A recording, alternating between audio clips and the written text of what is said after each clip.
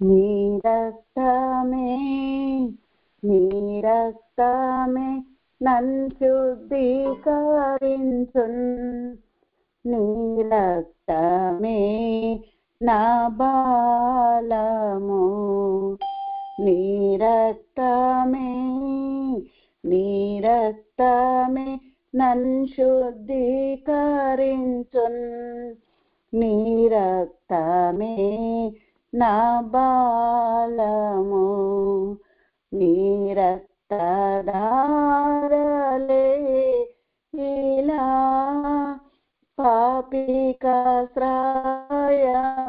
పాపికాశ్రయమిచ్చును నీ రక్తధారలే ఇలా పాపికాశ్రయమిచ్చును పరిశుద్ధ తండ్రి పాపిని కడిగి పవిత్ర పరచుము పరిశుద్ధ తండ్రి పాపిని కడిగి పవిత్ర పరచుము నీ రక్తమే నన్ను శుద్ధీకరించున్ నీ రక్తమే నా బలము నశించు వారికి నీ సిలువ వెర్రితనముగా నున్నది నశించు వారికి నీ సిలువ వెర్రితనముగా నున్నది రక్షింపబడుచున్న పాపికి దేవుని శక్తి అయ్యున్నది రక్షింపబడుచున్న పాపికి దేవుని శక్తి అయ్యున్నది నీ రక్తమే నన్ను శుద్ధీకరించున్ నీ రక్తమే నా బలము నీ సిలువలో కాచినట్టి విలువైన రక్తములోన నీ సిలువలో కాచినట్టి విలువైన రక్తములోన పాప విముక్తి చేసితివి పరిశుద్ధ దేవ తనయుడా పాప విముక్తి చేసితివి పరిశుద్ధ దేవ తనయుడా నీ రక్తమే నన్ను శుద్ధీకరించున్ నీ రక్తమే నా బలము పందివలే పొర్లిన నన్ను కుక్కవలే తిరిగిన నన్ను పందివలే పొర్లిన నన్ను కుక్కవలే తిరిగిన నన్ను ప్రేమతో చేర్చుకొంటివి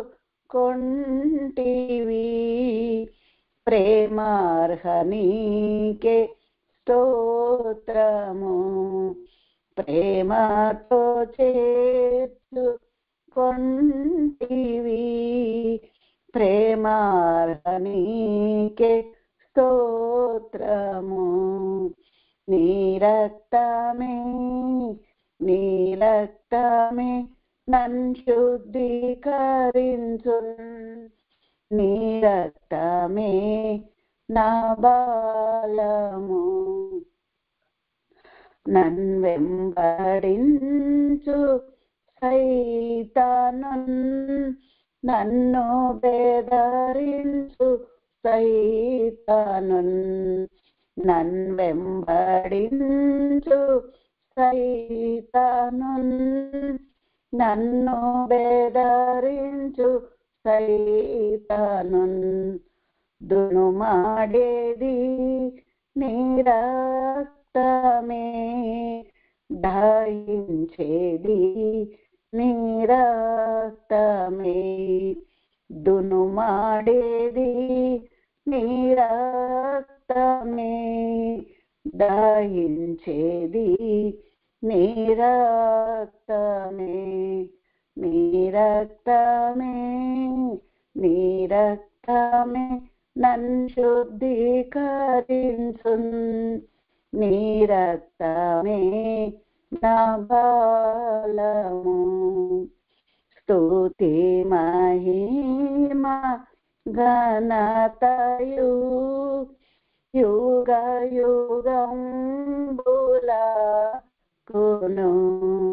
స్తుతి మహిమ ఘనతయు యుగ యుగంబులకును స్తుతి పాత్ర నీకే చెల్లును స్తోత్రార్గుడా నీకే తగును స్తుతి పాత్ర నీకే చెల్లును స్తోత్రార్గుడా నీకే తగును నీ రక్తమే నీ రక్తమే నన్ను శుద్ధీకరించు నీ రక్తమే నా బలము నీ రక్తమే నీ రక్తమే నన్ను శుద్ధీకరించు నీ రక్తమే నా బలము. హల్లెలూయా. Praise the Lord. కృపా సత్య సంపూర్ణుడు మన రక్షకుడైన యేసుక్రీస్తు వారి నామంలో ఈ ఉదయకాల సమయంలో దేవుని సన్నిధిలో కూడి వచ్చిన ప్రతి ఒక్కరికి ఈ యొక్క పరిశుద్ధ లేఖనాన్ని వింటున్న ప్రతి ఒక్కరికి ప్రభువైన యేసుక్రీస్తు వారి నామమున శుభములు తెలియజేస్తున్నాను. దేవుని ఉన్నతమైన ప్రేమ మన ఎడల దేవుడు కనపరిచి ఈ విధంగా దేవుని బిడ్డలుగా మనము ఆయన సన్నిధానం చెంతకొచ్చి ఆయన యొక్క స్వరాన్ని వినేటువంటి ఒక ధన్యకరమైన స్థితిని దేవుడు మనకు అనుగ్రహించారు. పరిశుద్ధ లేఖనాన్ని మనము ధ్యానించేటప్పుడు ప్రభువు మనతో మాట్లాడుతూ ఉన్నాడు అనేటువంటిది మనము గుర్తించేటువంటి ఒక ప్రాముఖ్యమైనటువంటి స్థితి. ఆ విధంగా దేవుని సన్నిధానం చెంత ఆయన మాట కొరకు ఎదురు చూచేటువంటి మన యొక్క జీవితాల్లో మనం ఏ విధంగా ఆ మాటని మన యొక్క జీవిత గమనాల్లోనికి మనం తీసుకునేటప్పుడు, అంటే దాని యొక్క నెరవేర్పుని మనం ఊహించుకునేటప్పుడు ఆయన సన్నిధి నుంచి మనము ఆయన కార్యాలని చూడటానికి ఏ విధమైనటువంటి స్థితిలో మనము జీవిస్తూ ఉన్నాం. ఆనాడు దేవుడు ప్రపంచాన్ని జలప్రళయంతో నాశనం చేసినప్పుడు మనుషుల యొక్క తలంపుల్లో ఉన్న ఊహ అంతా కేవలము చెడ్డదిగా మారిపోయినటువంటి పరిస్థితులు ఉన్నాయని ఆదికాండం 6:5 చూస్తాం. అలాంటి స్థితిలో ఆనాడు ప్రపంచము దేవుడి జలప్రళయంతో ముంచివేసిన పరిస్థితులు ఉన్నాయి. ఈ అంత్య దినాల్లో మరలా ఆయన రాకడ సమీపముగా ఉన్న ఈ కాలాల్లో అలాంటి మనుషుని యొక్క ఆ తలంపుల్లో ఉన్న ఆ ఊహలు వేటిని ఆధారంగా చేసుకుని ఉన్నాయి. ఆనాడు ఎందుకు దేవుడు వాటిని చెడ్డవని అని అంటున్నాడు?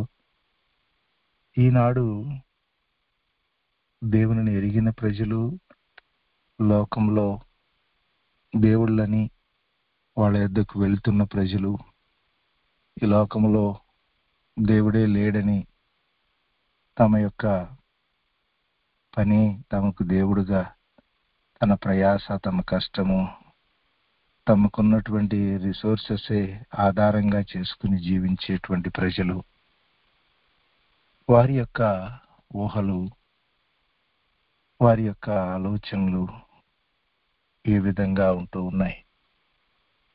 అవి వారి యొక్క భవిష్యత్తును నిర్దేశించేటువంటి ఏర్పాటును కలిగి ఉన్నాయి. కాబట్టి దేవుని బిడ్డలుగా మనము ఆలోచన చేద్దాం. దేవుని సన్నిధానం చెంత 87వ సంకీర్తనలో నుంచి 7వ వచనంలో ఒక మాటని మనము ధ్యాన భాగంగా తీసుకుందాం. పాటలు పాడుచు వాయిద్యములు వాయించుచు మా ఊటలన్నీయు నీయందే ఉన్నవని వారందరూ. ఆమేన్. చదవబడినటువంటి ఈ లేఖనము ప్రభు మనందరి జీవితాల్లో ఆయనకు మహిమకరంగా నెరవేర్చునుగాక. ఆమేన్. క్రీస్తునందు ప్రియులారా, ఈ యొక్క కీర్తనను రచించినటువంటి వ్యక్తులు కోరాహు యొక్క కుమారులు. మనందరికీ తెలుసు, భయంకరమైనటువంటి దేవుని ఉగ్రత వారి మీదకి వచ్చినప్పుడు ఆ ఉగ్రతలో వారి తల్లిదండ్రులు, వారి రక్త బంధువులు, వారి చుట్టూ ఉన్న ఇరుగు పొరుగు వారు, వారి తండ్రితో కూడా ఏకీభవించిన అనేక మందితో కూడా దేవుని ఉగ్రత వారి మీదకి వచ్చినప్పుడు వారు ఆ ఉగ్రత నుంచి తప్పించబడిన వారై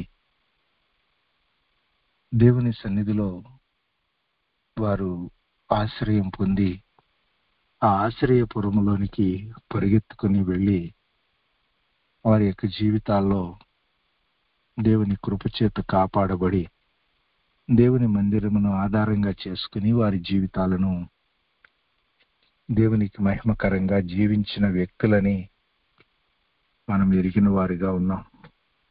అయితే అలాగూ అడుగులు వేస్తూ ఉన్నటువంటి వారు వారి యొక్క భవిష్యత్తులో వారి ఊటలన్నీ దేవుని నుండే ఉన్నవని వారు చెబుతున్నటువంటి విధానాన్ని దేవుని బిడ్డలుగా మనం గుర్తెరగాలి. మన యొక్క జీవితాల్లో మన ఊహలు దేవుడిచ్చే ఊటల వైపుకి, దేవుని బిడ్డలుగా మన యొక్క జీవితాల్లో మనము వేసే అడుగులు ఉంటూ ఉన్నాయా? అలాగూ మన యొక్క ఊహలు, మన ఆలోచనలు దేవుడు అనుగ్రహించేటువంటి ఆ ఊటల వైపుకి అడుగులు వేసినట్లయితే దేవునికి మహిమకరంగా మనం ఒక శక్తివంతమైన వ్యక్తులుగా దేవుని కొరకు నిలబడగలుగుతాం. యోసేపు ఆ విధంగా ఆ ఊట యొద్ద తన యొక్క జీవితాన్ని సిద్ధపరుచుకున్నాడు. ఆ ఊట యొద్ద ఫలించడి కొమ్మగా ఆదికాండం 49:2 యోసేపును గురించి దేవుని లేఖనము తెలియజేస్తుంది. ఎన్నో రకాలైనటువంటి ప్రతికూల పరిస్థితులు యోసేపు ప్రయాణంలో ఉన్నాయి. కానీ ఆ ప్రతికూల స్థితులన్నిటిలో యోసేపు ఆ ఊట యొద్దకే వెళ్ళి జీవము కలిగిన దేవుని సన్నిధానం చెంత నిలిచి దేవునికి మహిమకరంగా అడుగులు వేసి అద్భుతకరంగా తన కుటుంబము త్రోసివేసిన, తన ఆశ్రయంగా తనను కొనుక్కున్నటువంటి యజమాని తనను చెరసాల్లో వేసిన, తన మార్గంలో తనకు ఎదురైనటువంటి ప్రతికూల స్థితులన్నిటిలో ఆయన ఒక ఊటని ఆధారంగా చేసుకున్నాడు. అది జీవజలముల ఊట. దేవుని సన్నిధానం చెంత మన యొక్క జీవితాల్లో మనం ఏ విధమైనటువంటి సోర్స్ ద్వారా ఈ భూమి మీద మన విశ్వాస జీవితాన్ని కొనసాగిస్తున్నాం. ఇశ్రాయేలు ప్రజల ప్రయాణంలో వారు దేవుడు వారి యొక్క ప్రయాణాన్ని చూచినప్పుడు వారికి ఎదురైనటువంటి చెరానుభవంలో ఒక 70 సంవత్సరాలు బబులోను చెరలో ఉన్నప్పుడు వారి యొక్క మార్గాలలో వారు చేసినటువంటి 2 తప్పులను యిర్మీయా ప్రవక్త ద్వారా దేవుడు చెప్తాడు. యిర్మీయా గ్రంథం 2వ అధ్యాయము 13వ వచనంలో, నా జనులు 2 నేరాలు చేసి ఉన్నారు. జీవజలముల ఊట అయినటువంటి నన్ను విడిచి ఉన్నారు. తమ కొరకు తొట్లను, అనగా బద్దలై నీళ్లు నిలవని తొట్లను తొలిపించుకొని ఉన్నారు. ఇక్కడ ఒకటి, దేవుని యందే ఉన్నటువంటి ఆ జీవజలమును మనము తీసుకుని మన జీవితంలో, మన ఊహల్లో, మన ఆలోచనలో, మన తలంపుల్లో, మన ఎదుట దేవుడు జరిగిస్తాడనేటువంటి విశ్వాసంతో మనం ఉంచిన ఏర్పాట్లకు కావలసినటువంటి ఆ జీవ వాక్యము యొక్క ఆధారము యొద్దకి రానటువంటి ఒక పరిస్థితి. చాలా సందర్భాల్లో మనం చూస్తూ ఉంటే దేవుని యందు విశ్వాసం ఉంచిన ప్రజల కంటే లోకములో వారి యొక్క జీవితాల్లో వారు కలిగి ఉన్నటువంటి జ్ఞానాన్ని బట్టి వారు అడుగులు వేసేటువంటి వాళ్ళు చాలా వాస్తవంలో అడుగులు వేస్తున్నటువంటి పరిస్థితులు కొన్నిసార్లు కనపడతా ఉంటాయి. అందుకే సామెతల గ్రంథంలో సొలొమోను అంటాడు, తెలివి గలవానికి వాని తెలివే జీవపు ఊట. ఈ లోకంలో వారికి ఉన్న తెలివిని బట్టి వారి జీవితాల్లో ఉన్న ప్రతికూల సంబంధమైన పరిస్థితుల్లో వారికి దేవుడిచ్చినటువంటి ఆలోచన చొప్పున, అంటే మనల్ని సృజించినప్పుడు దేవుడు మనం జీవించటానికి మన యొక్క జీవితాల్లో మన ఎదుటున్న పరిస్థితుల్లో మనము ఏ విధంగా ముందుకు అడుగులు వేయాలో దానికి కావలసిన ఏర్పాట్లన్నీ దేవుడు ముందుగానే మనల్ని సృజించినప్పుడే మనకి మన హృదయంలో దానికి కావలసిన సిద్ధపాటును ఉంచాడు. కానీ ఆ తెలివి కలిగిన వానికి తెలియనిది ఏమిటంటే దేవుడు చేసే కార్యాలు ఏమిటో వారికి తెలియదు. కాబట్టి దేవుని బిడ్డలై ఉండి నా జనులు చేసినటువంటి పనులు ఏమిటంటే, నేను చేసేటువంటి ఆ జీవము కలిగిన ఆ కార్యాలని వారు చూడటానికి నా యొద్దకు రావటం లేదు.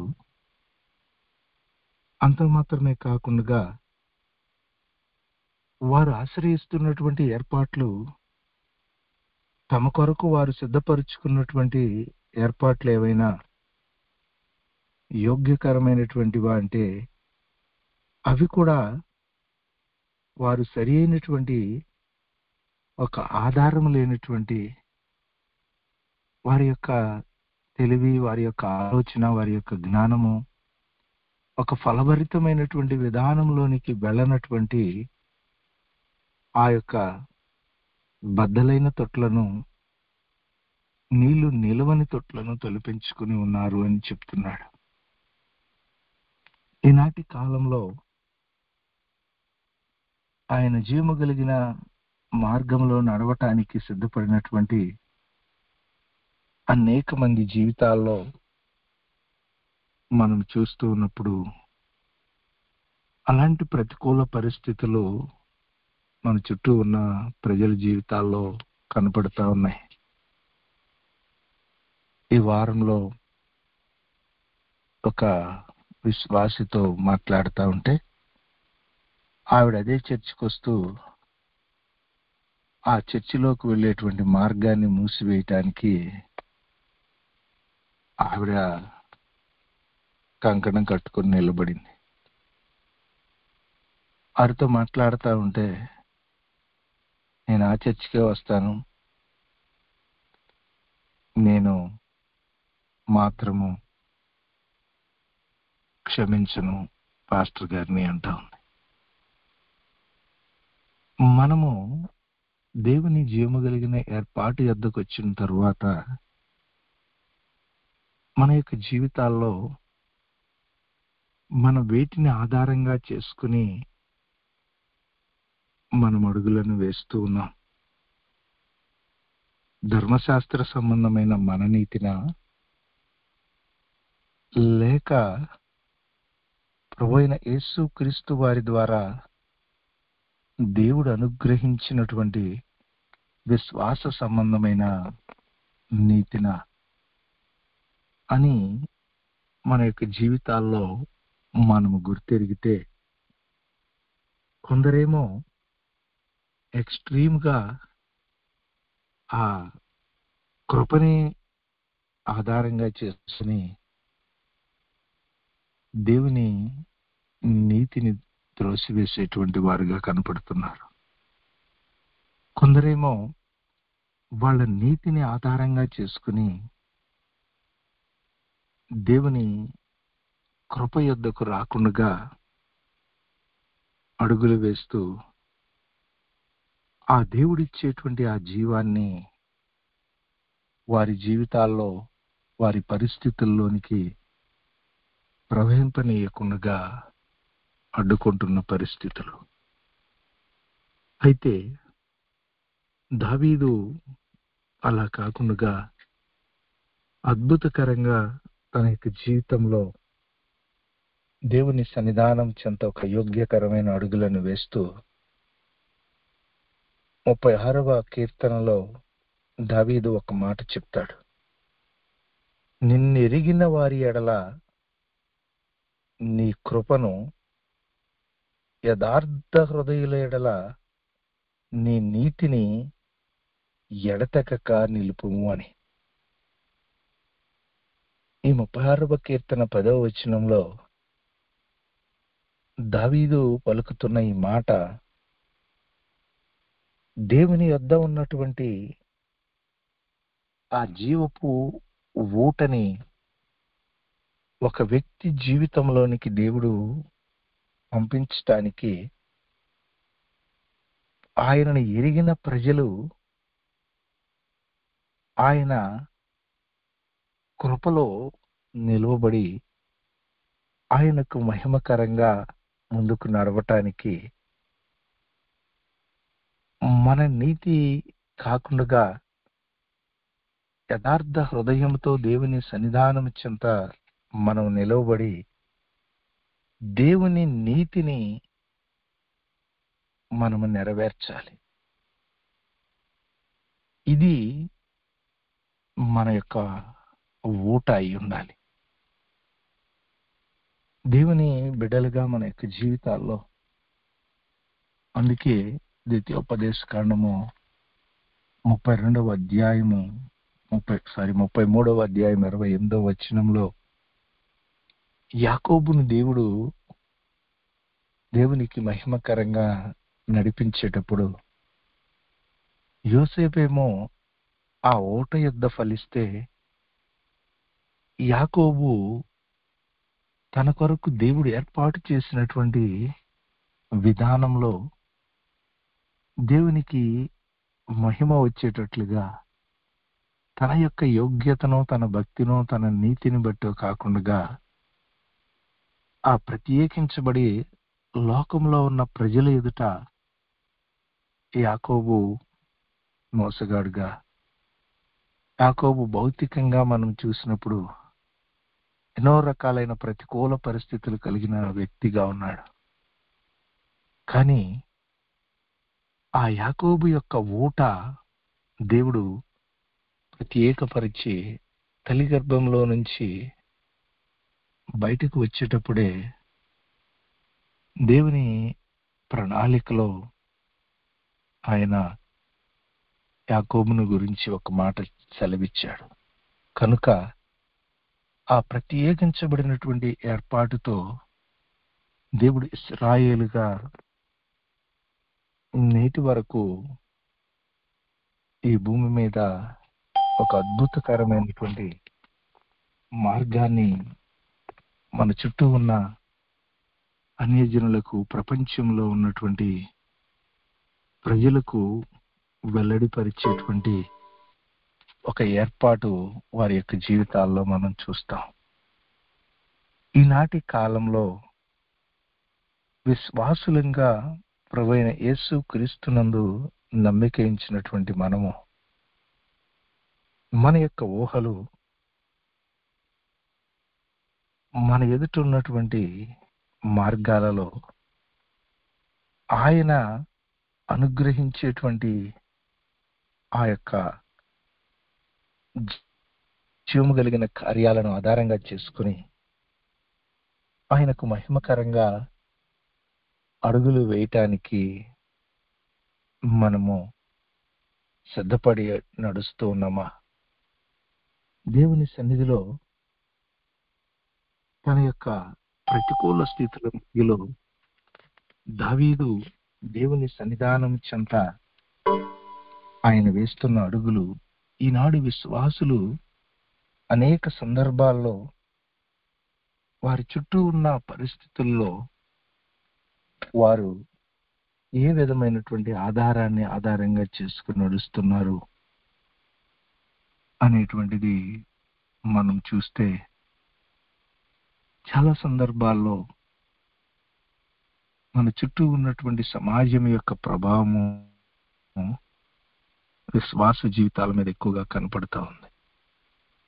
కానీ దేవుని ప్రజలుగా మన యొక్క జీవితాల్లో ప్రభువైన యేసు క్రీస్తు వారు మనకు అనుగ్రహించినటువంటి ఆ మాదిరిలో మనము ఎప్పుడైతే ఆయన సన్నిధానం చెంత మనం అడుగులను వేయటానికి సిద్ధపడతామో అప్పుడు మన యొక్క ప్రయాణము ఒక మహిమ కలిగినటువంటి ఒక రూపాంతరతను కలిగి ఉంటది. అందుకే దేవుని సన్నిధానం చెంత అపోస్తలుడైనటువంటి పేతురు ఆ ఆదిమ సంఘముతో మాట్లాడుతూ అపోస్తలుల కార్యాల గ్రంథము 3వ అధ్యాయము 20వ వచనమును మనం చూసినప్పుడు, మీ కొరకు నియమించినటువంటి క్రీస్తు యేసును ఆయన పంపునట్లు మీ పాపములు తుడిచివేయబడు నిమిత్తము మారు మనస్సు నుండి తిరుగుడి అని. అంటే మన కొరకు దేవుడు ఒక విశ్రాంతి కాలాలని సిద్ధపరిచి ఉంచాడు. ఆయన ఇచ్చేటువంటి ఆ విశ్రాంతి మనము మన యొక్క జీవితంలో పొందుకుంటే మన ఊటలు ఆయన సన్నిధి నుంచి ఆయన ఇచ్చే ఆ జీవము కలిగిన మాటల్లో నుంచి మనం పొందుకోగలిగితే, అందుకే ఆయన యొద్ద జీవపు వెలుగు కలదు, ఆ వెలుగు నుండి మేము సంచరించుచూ ఉన్నాము అని ఆ జీవపు వెలుగుగా మన ఎదుటున్నటువంటి ప్రతికూల పరిస్థితుల్లో దేవుని యొద్ద నుంచి వచ్చేటువంటి ఆ మాటని ఇక్కడ మీ కొరకు నియమించబడినటువంటి క్రీస్తు యేసును ఆయన పంపుతాడు.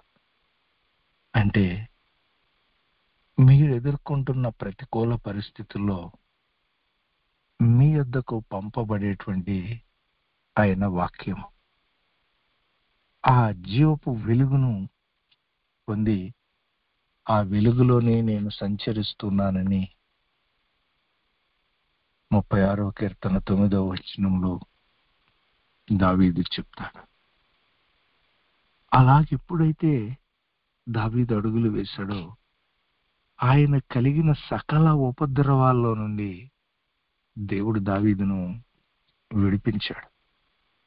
శత్రువు తన యొద్దకు వచ్చినా తాను సంహరించుకుండగా, రాజును అతని చేతికి అప్పగించిన ఏ మాత్రం కూడా దేవుడు అభిషేకించిన వాడిని నేను ముట్టునని దేవుని సన్నిధిలో తాను వేసినటువంటి అడుగులు అద్భుతకరంగా దావీదు యొక్క జీవితాన్ని సదాకాలము ఆయన సన్నిధిలో ఆ కుటుంబము ఉండేటట్లుగా స్థిరపరిచింది. ఈ యొక్క అంత్య దినాల్లో దేవుని ఆత్మచేత నడిపించబడుతున్నటువంటి మనకు దేవుడు మన మార్గాలలో మన చుట్టూ ఉన్నటువంటి ఆ ప్రతికూల సంబంధమైన పరిస్థితుల్లో దేవునికి మహిమకరంగా ప్రభువైన యేసు క్రీస్తు వారిని లోకానికి పంపించడానికి ముందుగా జకర్యా గ్రంథం 13వ అధ్యాయం 1వ వచనంలో ఆ యొక్క దినములలో పాపమును అపవిత్రతను పరిహరించుటకై దావీదు సంతతి వారి కొరకును యెరూషలేము నివాసులందరి కొరకును ఊట ఒకటి తీయబడును. ఇది ప్రభువైన యేసు క్రీస్తు వారిని గూర్చిన ప్రవచనం.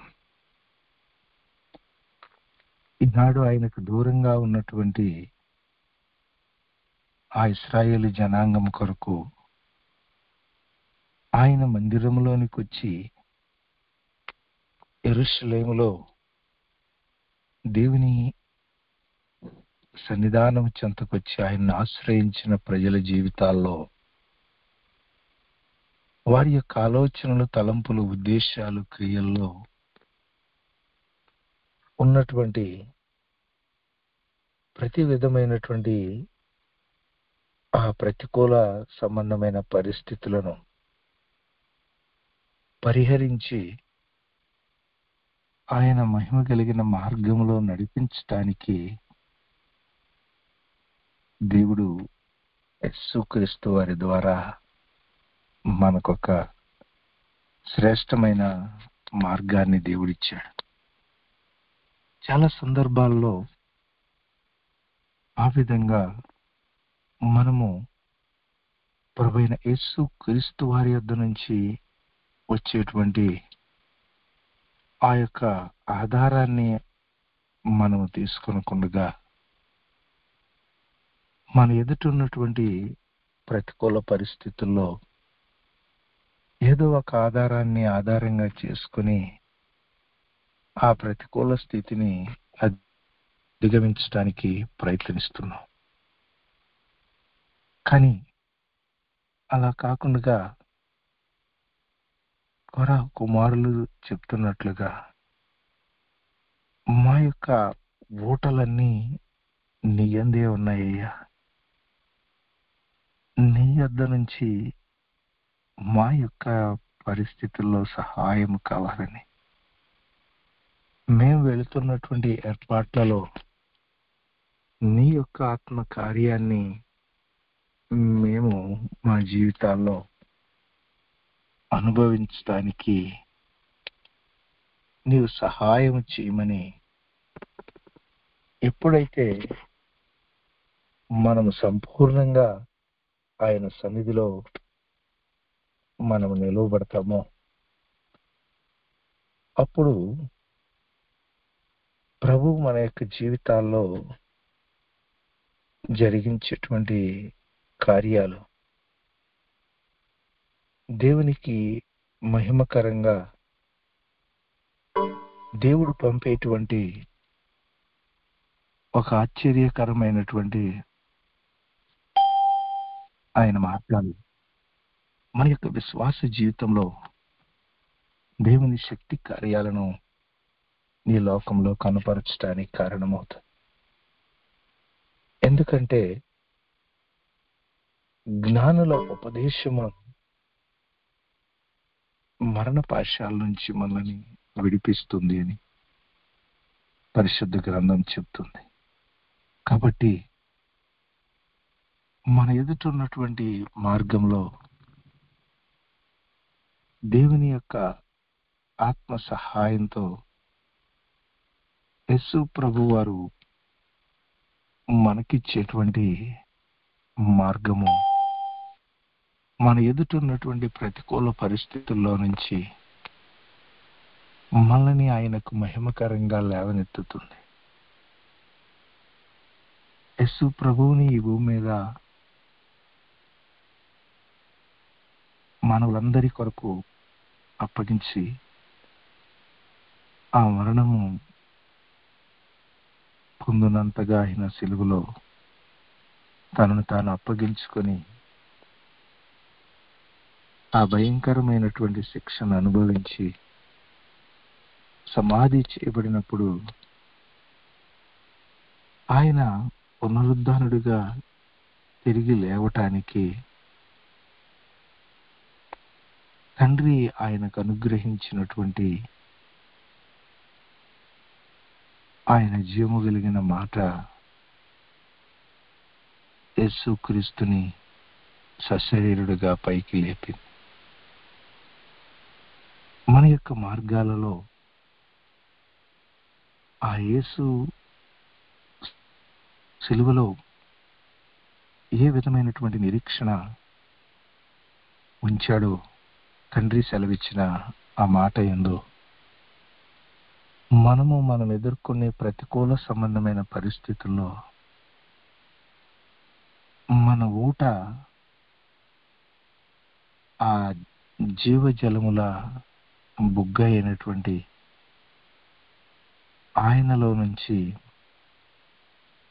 మన జీవితంలో ఉన్న పరిస్థితుల్లోనికి ఆయన తన జీవాన్ని విడుదల చేస్తాడనే ఒక నిశ్చయతతో మనం ఆయన సన్నిధిలో నిలవబడినప్పుడు పరిశుద్ధాత్మ దేవుని సహాయంతో ఆయన జరిగించే కార్యాలు ఆ మందిరపు కుమ్మంలో నుంచి వస్తున్న ఆ నదిని మనం చూస్తాం యెహెజ్కేలు గ్రంథంలో. ఆ విధంగా నీలో ఉబికేడి ఒక నీటి బుగ్గ నీ యొక్క కడుపులో నుండి ఆయన జీవము కలిగిన ఆత్మ కార్యాల కొరకై నీవు నిలబడేటువంటి ఒక స్థితి నీ ఎదుటున్నటువంటి పరిస్థితులను ఆయనకు మహిమకరంగా మార్చటానికి శక్తి కలిగింది. కనుక అలాగు నీవు నిలబడగలిగితే ప్రయాణం కొరకు యోసేపు ఆయన దగ్గర నుంచి ఆధారం తీసుకుని నడిచాడు. తల్లి గర్భంలో రూపించబడిన నాటి నుంచి దేవుని ఏర్పాటు కొరకు యాకోబును దేవుడు వెంబడించి ఇశ్రాయేలుగా మారే వరకు ఆయన 21 సంవత్సరాలు తన యొక్క జీవితంలో ఎన్నో ప్రతికూల స్థితుల్లో తోడయుండి ఆయన జీవపు వెలుగులోనికి తీసుకుని వచ్చాడు. కొన్ని నెలల పాటు దేవుని జీవము కలిగిన ఆత్మ కార్యాల కొరకు యోబు ఆయన సన్నిధిలో ఆయన కొరకు ఎదురు చూశాడు. ఎప్పుడైతే ఆ విధంగా ఆయన నన్ను చంపినా నేను ఆయన కొరకు ఎదురు చూస్తానని నిలబడ్డాడో ఆయనలో ఉన్నటువంటి ఆ జీవము యోబు యొక్క జీవితంలో సంపూర్ణంగా ప్రత్యక్షపరచబడింది. ఆయన ఆరోగ్యంలో, ఆయన ఆర్థిక పరిస్థితుల్లో, ఆయన కుటుంబంలో, ఆయన ఉన్నటువంటి ఆ యొక్క రిసోర్సెస్ అన్ని దేవుడు అద్భుతకరంగా రిస్టోర్ చేశాడు. ఈ యొక్క సంవత్సరపు ఆఖరి దినాల్లో దేవుని సన్నిధానం చెంత నీవు ఆ విధంగా నీ ఊహలు, నీ తలంపులు, నీ ఆలోచనలు ఆయన ఏర్పాటుకు భిన్నంగా ఉన్న పరిస్థితులుగా ఉన్నాయా, లేక ఆయన సన్నిధిలోనే నిలిచి నీ నీతితో నీవు అడుగులను వేయటానికి చూస్తున్నావా? అలాంటి స్థితి నుంచి ప్రభు సన్నిధికి అప్పగించుకొని నీవు ఆయన మహిమ కలిగిన ప్రణాళికలో ఆయన సన్నిధానం చెంత నిలబడితే నీ కొరకు ఆయన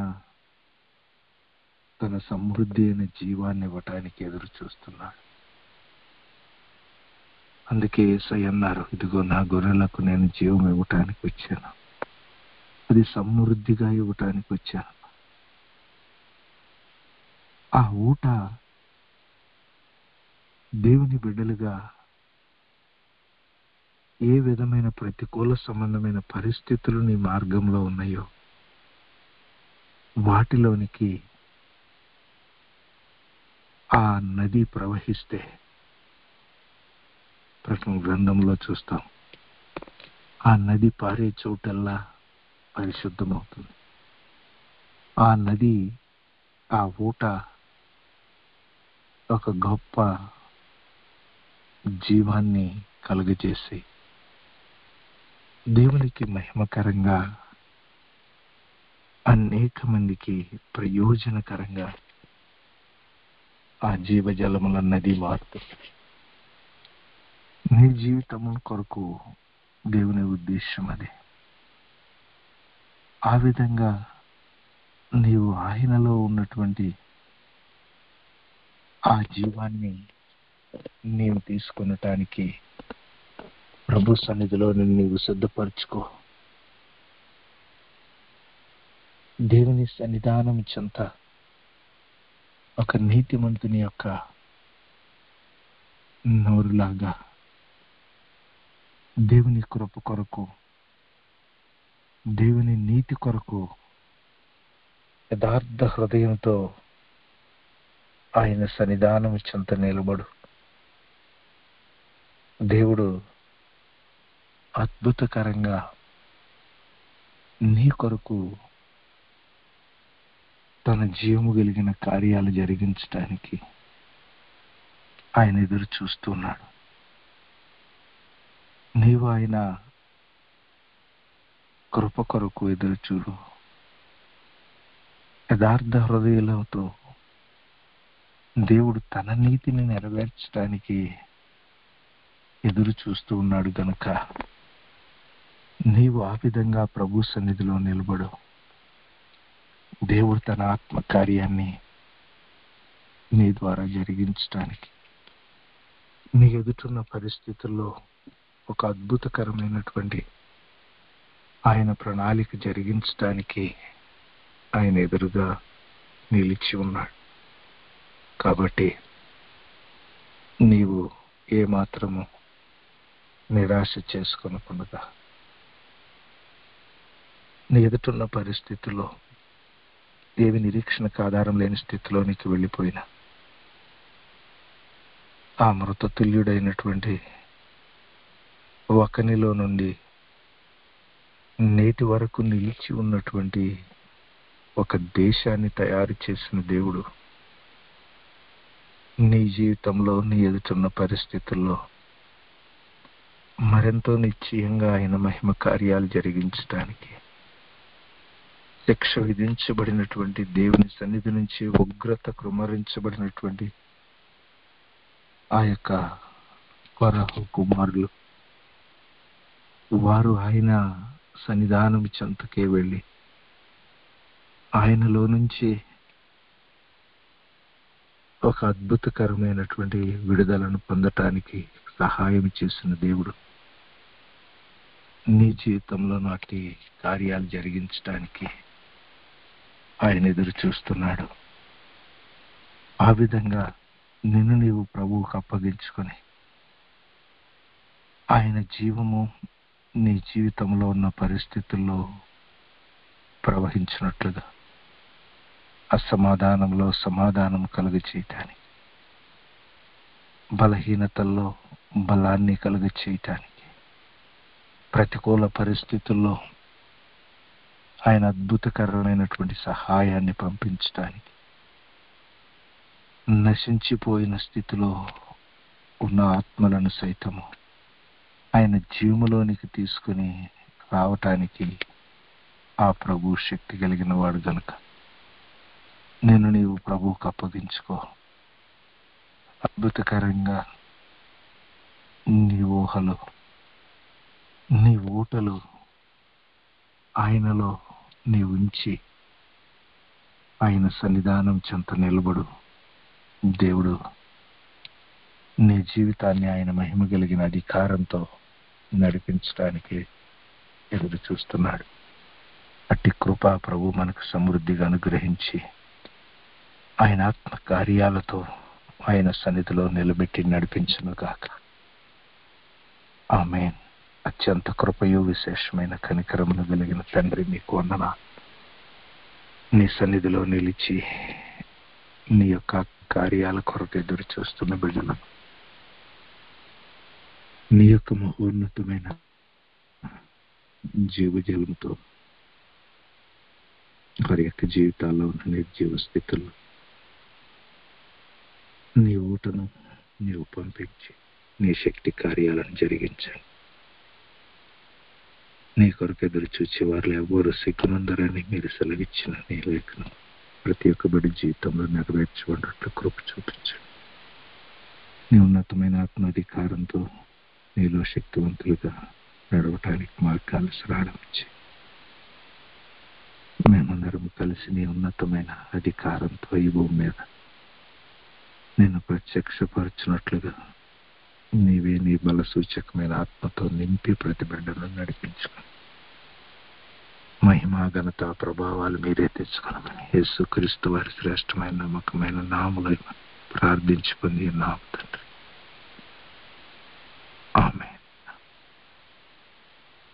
మన తండ్రి దేవుని యొక్క ప్రేమ అయిన ప్రియ కుమారుడు మన రక్షకుడు త్వరలో రాని యేసుక్రీస్తు వారికి పరిశుద్ధాత్మని ఆదరణ రావాలి. ఇలా భూమి మీద ఆయన జీవగలిగిన ఆత్మతో అడుగులు వేస్తున్నవారు కూడిన మనకు మన కుటుంబాలకు పరిచయం ప్రభురాక పర్యంతము తోడైంది బలపరిచి నడిపించను.